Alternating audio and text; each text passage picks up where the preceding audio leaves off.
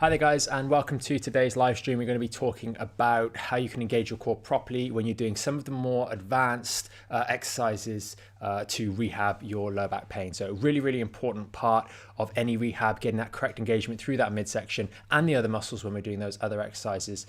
So please do stay tuned for today's live. We're going to be going through a number of different topics, which I'll get into in a second. And before we get into the sort of the main meat of today's live stream, if you're new to the channel, please do consider subscribing. We'll do these live streams every single weekday. We do Q&A at the end of the live stream every single time, and I've got Lara behind the camera. She'll be helping us out with questions. So if you've got any questions as we're going through this, particularly with the technique and the specific bits and pieces we're going to be covering, then please do post those in the comments below. And at the end of the live stream, I'm going to go through a little drill that you guys can do with me on the live stream, or if you're watching this after the fact at the same time, just so you can really feel what I'm talking about when we're talking about this core engagement. So really important. And with that being said, let's get into today's live stream.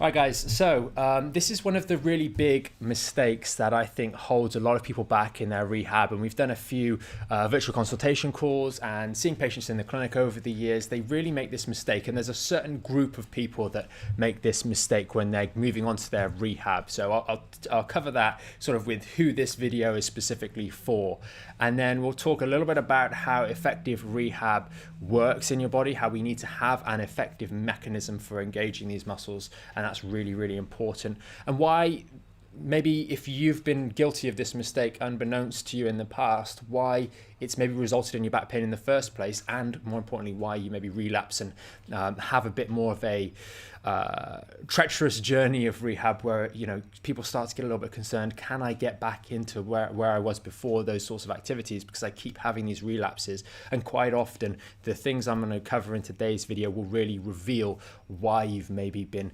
getting caught out as you return to exercise. So very important. We'll talk a little bit about weight and speed and resistance and the use of those, or more importantly the incorrect use of those in that particular target group in terms of who's at risk and who this video is for. And then, as I said in the intro to this video, we're going to talk a little bit about a practice drill at the end, so you guys can get up out of your chair if you're watching this on the sofa, and we can do this particular exercise together. You can follow along. Super easy one, works quite well, and you can sort of play around with it after the video as well to see how you can really focus on getting that midsection engaged. So if you're in our Back in Shape membership area, then this is really for you if you're thinking about moving into the phase 3, maybe you're partway through phase 2. It's going to be really relevant for you, because as we get into that phase 3, we start to add in resistance bands, etc., and this is where this mistake can really catch people out. So with that being said, let's get straight into it. Who is this video for? I've kind of already touched on that. It's going to be those of you that are moving into phase 3. You've made a bit of progress. You're not necessarily in that much back pain anymore. You've started doing what we would classify as those phase 2 exercises. We've got a bit of core stability back. We're making some improvement, and we're starting to move into some of the more dynamic exercises in what we would call phase 3. So there may be some ab rotations, which is the specific exercise I'm going to show you guys a drill for later on. And we really want to make sure that we're getting that sort of brain to core or brain to muscle engagement. It's very important when we're doing this. And the importance of this is restoring some of that connection, or maybe even building it in the first place, because the main reason that one of the big reasons, which I'm going to go into today, we've covered a lot of causes of back pain over the course of these live streams that we've been doing now for a good couple of months. But one of the contributing factors is this lack of proper control. And one of the key groups of people is the slightly more active people, maybe and in the clinic anyway, from specific experiences, quite often the sort of the bigger guys that kind of just want to plow ahead and do these things. And maybe you've been to the gym, they've done sort of the big pec work and the leg work, etc. But quite often there's this failure to properly engage. And that really gets people caught out because they're not engaging some of these smaller, more controlling muscles when they're doing specific exercises. They're just using the larger muscle groups, and therefore it creates weaknesses. And if we've got a lot of strong units, say we've got the pecs, we've got some of the muscles up here that are very, very strong, but then we have a few weak links because we're not engaging correctly, that's when the sort of the chain of muscles and ligaments and tendons and bones and joints can start to have these weaknesses that then go and are difficult to sort of recover from. So on the board, I've written it behind me here. Why do people get injured? And this is really the thing I wanted to cover on today's live stream. It is that topic of a lack of proper control over the muscles and the movement as well. It's these ineffective movement patterns, and it starts to become much more exploited when we start to use resistance. So I touched on the ab rotation exercise in the early part of this video as being one where we start to use those resistance bands to stimulate our core and get them working effectively. But all too often we get people coming into the clinic, and I've spoken to a few guys on some of the virtual consultations that we've done and in the Facebook group, and some people are moving on to some of the higher resistance bands in their rehab work, and it's just way too premature. We're making the mistake of using weight, speed, or resistance instead of control. So people say, oh, well, Mike, I can't feel it when I use the yellow band. That's the weakest one. That's the level 1 out of 5 band. I can't feel it, so I've knocked the bands up 3 times. And I'm now on the black band, and I'm there thinking, I don't use the black band. And I do these exercises day in, day out to show patients, etc. And it's really is with some of these exercises where we're targeting into a specific group of muscles, say it's the core. If I just jump up quickly for you guys, if we've got the ab rotation and I just use my legs and my big and then the stronger muscle groups to do this rotation, I'm not getting anything through here, absolutely nothing. But I'm looking at the weight and I'm going, oh, I'm doing well today. I'm using the black band, or I'm using whichever band it is. That black band is number 5, and you're utilizing weight, resistance, or speed in some of the phase 2 exercises to trick yourself into thinking you're further along on the rehab process than you necessarily are. And we also see this, the other core exercise that we see this mistake in so commonly is going to be those dead bugs, that phase 2 exercise where people are on their back and their legs are going out, bang, bang, bang, bang, bang, bang, bang, and there's just not that proper control. So I had a guy in the clinic last week who was the big, strong guy, very, very sort of athletic in his background, and got him doing the dead bugs and really focusing on that engagement immediately as soon as we started the exercise, before the legs had even come up. And all of a sudden he's like, whoa, this is hard. This is a challenging exercise. And this is a former athlete that's immediately aware of when you engage those muscles correctly and move into the position to start and then do the exercise slowly, it dramatically increases the effectiveness of that exercise, but also allows you to feel what it's supposed to feel like. So really, really, really don't make this mistake of using resistance, weight, or speed to increase the effectiveness of your exercise, because it just doesn't work like that. Make sure that you can go back to basics, and as I'm going to demonstrate later on in this video, even just shadowing the exercise, you should be able to give yourself a bit of cramping in these muscles. If I got you there to, even with your bicep, to just really flex it really nicely, properly, and do about 15 to 20 of those, like even just doing that, you can feel that muscle's already getting a little bit tired or getting a little bit activated and a little bit crampy.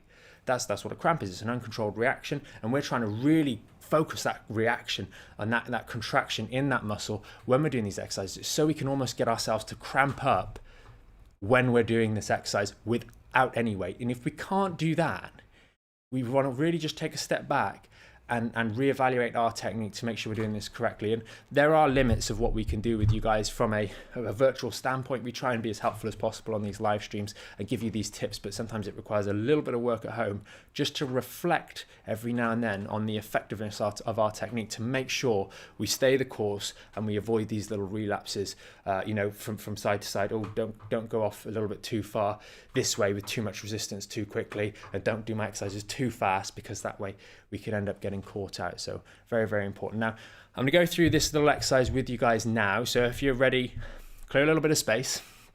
I just want you guys to stand up. So if you're watching on your phone or on your computer, just stand up and we'll do this exercise. We're going to do the ab rotation. Now the ab rotation, I'll just demonstrate it for you guys here. Is going to be, we would ordinarily, we'd have a band in a door, in the door anchor, and that would be really good. And what we're going to do is pretend we're holding it over here and we're going to rotate round, okay? Now, when a lot of people do this, they might shift off to the one side. You see I'm translating a lot to the side. It's not, you've got to imagine we've got a rod through us and we're just rotating around. Some people also go too far. So again, we're losing some of that technique when we're doing this. So we're going from over here. I've got a triangle. My chest is in the middle of my hands and I'm not moving across my body like this. It's just here and then it's to there. Just a rotation from this section here. And what we're trying to do is, you guys will all know the core engagement. We draw this core in nice and tight and hold it strong here. And that's the first thing we do.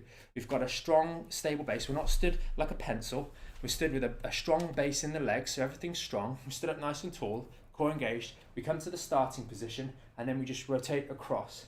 And you're really trying to squeeze it in here. As we're rotating round, you see I kind of get stuck here. I can't go any further. I could lose it and twist round like that, but we're not trying to do that. This isn't a golf swing, okay? This will help your golf swing if you get it right, so just bear that in mind. I know there's a few of you that play golf, so just bear that in mind.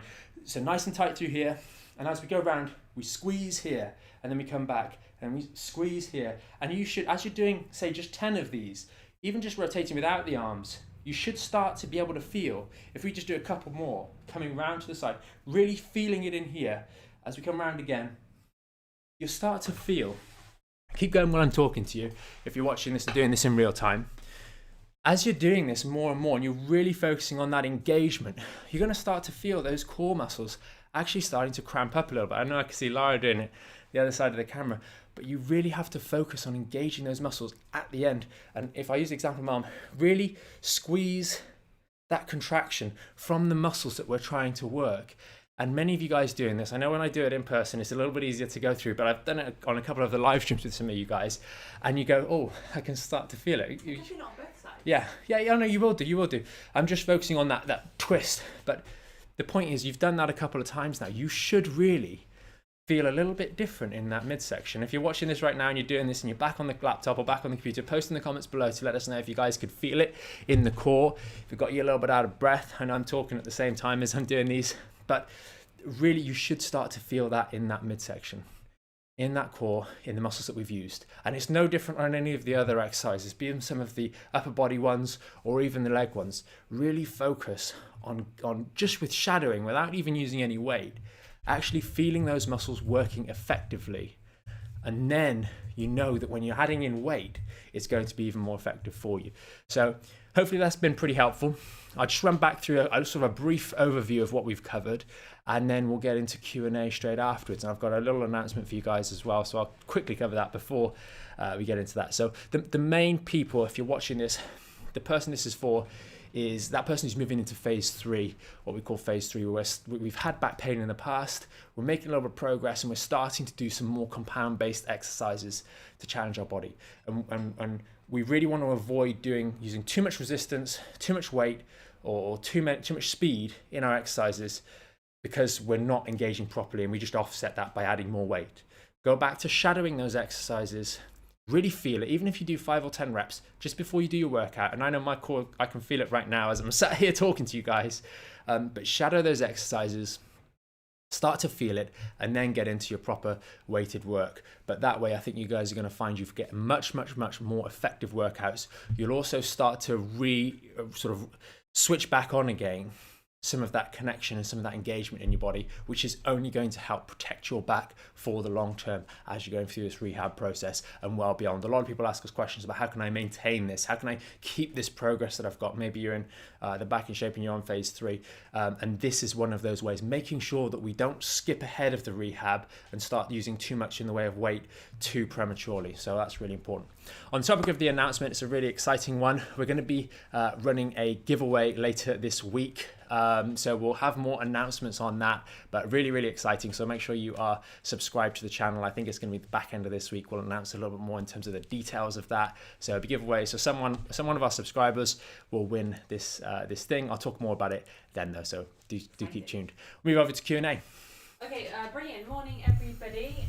Ollie has asked a question here. Would you recommend any other core exercises, or are the dead bugs, the bridges, and the rotations enough to work the key areas you want to work? So the whole purpose of sort of the Back in Shape program is that we work the core in a way that makes sense. Makes sense in terms of the way we need it to work in the short term for your back pain, and makes sense in terms of the way in which the core actually functions on a daily basis. So I would say there's not really any need to do any other exercises, any other type of core exercises, because it's adding unnecessary complexity. I know some of you guys want a little bit of a different workout from time to time, and I understand that, but one of the big problems that we face, especially in that phase 2 area of the Back in Shape program, or what we would call phase 2 of a rehab program, period, is that when you start adding in too much fruitiness, too many different variations, people struggle to get a handle on those basic exercises and do them correctly. Why add 16 different variations of the same exercise for fun when it takes you long enough to get a handle on one correctly? The important thing is that an exercise that we're doing is done correctly. That's why we try and use simplicity in the program and in the exercises, because we don't want too much variation in the early days. Variation comes in what we call phase 3, which is why we're putting together additional workouts right now. This is sort of July 2020. That's why we're putting together additional workouts for the phase 3. Mm-hmm. But when it comes to phase 1 and phase 2, do the basics, do them well, do them right. Focus on getting that technique. And some people, even with the simple core engagement, which is the very first exercise we recommend people do, it takes them a bit of time to get a handle on that. So adding in 16 different exercises for the core, that's 16 different ways people could make 16 different mistakes on each exercise. So we really don't want to add too much variation, especially in the early stages of the rehab program. We see patients all the time coming in with the printed out exercises they've been given from XYZ practitioner, or osteophysio, chiro, whatever. And there's about a laundry list. It looks like they're going shopping. They've got that many exercises there. And I go, do you know how to do all of these? Are you doing them correctly? Oh, I don't know.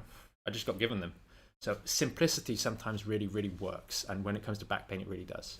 And for the members that are in the phase 1 or starting out in phase 2, I know that some people still do struggle with how do you engage your core properly. Would you mind just going through, the breathing out and that last little bit of breath? Oh, the candle. Yes, the candle. Yeah. So I'll just jump up for you guys. Example. So when we're doing the core exercise, we want to learn how to breathe, and a lot of people lose this skill as they are passing the age of about 10. And the older you are, the longer you've probably been doing this wrong, so bear that in mind. Now, when we breathe in, and maybe do this with me, as you breathe in, you imagine the air's coming down, the lungs are expanding down, and what's that going to do to this content? It's going to push it out. So as we breathe in, tummy comes out, and as we breathe out, everything comes back in, so it's and it comes all the way in. I'm not pushing, it's going in anyway. I'm just demonstrating to you guys. And then when we get all the way out, we've breathed out all we can. We then take an extra little breath and we go, and it just engages. See, I just did that a little more. I went in. It went in further. It didn't go like this. Okay, big difference. We're focusing on engaging that corset-like sort of contraction. The easiest way for you to imagine what this might feel like and visualize it in your head, and I've said this time and time again on the lives, is imagine you're wearing a corset and you've got the strings on the back, and you breathe all the way out and the person's slowly tightening up, and then that little candle bit is them just pulling a little bit harder on the strings at the back to really get that last bit of air out of your lungs by using your core. The core muscles are what's called accessory muscles of respiration, which means that when we're trying to massively inhale, so get that last bit of the lungs filled, that 90 to 100%, that top range, we use the accessory muscles up here. That's our neck muscles, like that, okay? And when we're looking to breathe all the way out, we use our accessory muscles of respiration, which is some of the midsection muscles, the core muscles, and a few others that help just squeeze that last bit of air out of our lungs. So we're using that breath to help you learn what it feels like to do the exercise, kind of like what we've just discussed in terms of the more advanced exercises on the core exercises earlier. By shadowing and just practicing in a simple way, having these little tricks that you can use in your mind can help you accidentally feel what it's supposed to feel like, And then once you've accidentally felt it, you can start accidentally feeling it more, and then you can start consciously engaging it and getting it a little bit more effective in terms of that core contraction. So that's pretty much it on that one. Okay, awesome. Kim has just left a comment on YouTube saying, "Thank you, Michael. Got it at last. Amazing." Okay. Was that with the vacuum? I'm not sure. Core engagement. Okay. But Well, good. I'm glad you got it. I'm glad you got it. Kate has said on Facebook, I have actually gone right back to the start again, as I know I was not engaging my core tightly enough. It is really hard to actually feel as if it's actually doing something at last, even though it's only a few reps. So I don't know whether she means she's going back and just doing the core as well as... Yeah, it sounds like just taking a step back to make sure we're doing it right. And sometimes it is necessary to go back over the basics, you know, that is appropriate. To just make sure you're doing it correctly and remind yourself. Because sometimes we get a bit sidetracked on some of the more advanced exercises because they're a little bit more enjoyable. So that's worth bearing in mind. So if somebody is on phase 3, do you recommend that from time to time they might go back and do the phase 1 and just re-engage? Well, everyone that's on phase 3 should be doing the phase 1 routine really at least once a day. Okay. Remember that, guys. That's really, really important. Quite often, and this is actually really worth me mentioning. We talk a lot about doing the phase when you move into from phase 1 to phase 2. Everyone's very anxious. They're very nervous. I'm starting to do exercise again, proper exercises, and they get nervous. So they do the phase 1, phase 2, phase 1 thing during the day, or maybe alternate, which is awesome. That's exactly what we recommend, especially if you're a little bit nervous. And even if they're not nervous, they go straight into sort of just doing phase 2 with phase 1 either side, permanently, rather than alternating one day on, one day off. But what we notice when people go into phase 3 is it gets a lot more enjoyable, as many of you guys will be able to say. I'm thinking of a few guys in mind in particular, and it is enjoyable.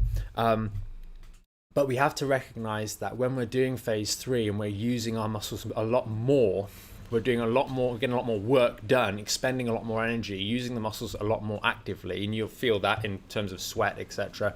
You can feel you're working harder. People often then neglect the phase 1. And that leads to issues, because what happens is, you'll remember this, guys, from what we've talked about in terms of getting out of back pain. It's fallen down again. We want to keep these hips nice and mobile. And if we're doing a lot of leg-based work and strength-based work to really start to build that core stability to protect this back, if we're not careful and we're not doing the phase 1 from time to time, our hips are going to start to tighten up again, and we're not going to have that nice, good flexibility through the hip muscles. And therefore the hip joint is not going to move as well. And then our back starts having to do a bit more work again. And then that builds up over the course of a week or two. And then we start to get a bit of discomfort in the back again. So we have to make sure that we are still doing, even just the basic phase 1 stretches and towel, and occasionally a little bit of ice as well, to make sure that we don't neglect ourselves. Stretching is important. As well, especially as we start doing more physical activity. You will notice it starts to build up a little bit of stiffness if you're not careful. Okay, brilliant. Marie on YouTube has said, "Oh my God, I've got it. Thank you." She said that awesome. I'm about to go into phase 2, but I need some guidance. Good work. I think she's a premium member, so please do. Comment. We're more than happy to help. If you guys are in the Facebook group, and again, even if you're not in the Facebook group and you're in the premium membership, just create a Facebook account, just some version of Facebook account, just so you benefit, because lots of you guys are really active in there and engage, ask questions, etc. You can comment on the videos that we do, and I think I'm a little bit biased, but from the feedback that we get, I think we get it really helps a lot of you guys get even more guidance and support, and that's why we put it together. It's a way of interacting and us helping you further, especially our premium members. We want to be able to give you as much as possible, as much information and as much support as possible. So definitely get in the Facebook group, ask some questions. If you're curious or nervous about any of the particular exercises, you can go into the unit section. But on the Facebook group, there's that whole little video that we shot in terms of how you can navigate around the Facebook group. I know a few people missed out a few of the specific details, like the whole unit section or the post topics. So there's tons of information there which will really help you guys. Okay, brilliant. Hope that helps, Marie. Yes. Karen has asked, are these core exercises great for anyone, or would you recommend other exercises if you're not currently getting back pain? I think you did touch on that earlier. Yeah, I mean the phase 3 stuff is good for everybody. Okay. There's no reason to do anything different. I mean, you still you might be a bit more intense with the exercises, But there's no reason to do anything different. Nothing changes once you don't have back pain. If you're still trying to look after yourself and keep your back core and keep your back strong and your core strong. The phase 3 is really getting to a point where it's a general well-being workout, and it's there to help you have a little workout. We all know that doing a bit of exercise regularly is really important for a number of factors, not just our back, our general health, our circulatory system, our mindset, our stress levels, etc. Working out is important, and having a 30-minute workout that you can do that's effective, that's safe, and that's simple is really, really important. And you don't need to add too much complexity to it. It'll work for everybody. Okay, brilliant. I think last question here is from Joe. He said, is it okay that when I engage my core tightly, it can reduce my range during these exercises? Yes. That's kind of what you want, right? Yeah. So you'll notice, I did it at the start. Okay, I'll just demonstrate one last time for you guys. So if I don't engage anything and I do a rotation, I can do all this. See this? This is what a lot of people start off doing. I'm swinging, it's where the choreography might look good, but everything else doesn't. And it's because nothing's engaged, nothing at all. I'm not isolating. Remember why we're doing this exercise. We're doing it to stimulate this section. Me twisting like that is doing absolutely nothing. My legs are moving. So when we engage, and then I know a few of the guys, I can't remember who it was, in the premium was talking about this happening with the squats, actually engaging, limiting the squat range, which is good. Because what we're doing is we're engaging here, and then we're starting over here. And we can't go, if I just hold here, I can't go any further unless I lose the engagement. So when we engage the core, we're going from here to here. That's kind of it. That's as far as we're going. We're not going any further than that. So by engaging the core, we can focus the range of motion to the area that we want. And this goes back to using too much resistance incorrectly. Because what happens is you're not using the muscles properly, and you're not engaging the core and the other muscles properly, and we're not isolating the joint properly. Therefore, we just add a lot of resistance and do it badly. So you will find that your range of motion limits, just like with a hamstring stretch. For example, if we do the hamstring stretch correctly and we pivot from the hip, boom, that we've got the hamstring stretched. Doing this is only a good way to stretch everything else and make things worse. We want to isolate to the area that we're trying to treat. It's basically like coloring within the lines. When we're doing these exercises, we want to color within the line, the section that we are trying to color red or blue or whatever color. We don't want to start brushing over the other areas. If you've ever done a painting by numbers or coloring by numbers, you know exactly what I'm talking about. Stay within the borders, and that's what we're talking about when we're engaging these core muscles and doing these exercises properly. We're staying within the borders and doing things properly, and it looks better. And you'll agree with that if you've done the colouring by numbers. Okay, okay, perfect. So I think that's it for today. We have awesome. on the private Facebook group, we have put up all the live as well. Yes. On the announcement, welcoming all of the new members too. Yep. So tomorrow I think we're live again 8:45. 8:45 tomorrow. Yes. Awesome. Well, hopefully you guys have found this video helpful. Hopefully that sort of demonstration, that little tip, was really useful for you guys to better understand and feel what we're talking about when we talk about sort of engaging the core effectively. Again, if you're new to the channel and you found this useful, please do consider subscribing, hitting the notification bell. You'll want to do that anyway because of later this week us talking about that competition that we're running, the giveaway, which should be really, really good for you guys, really exciting. We'll have more details to follow.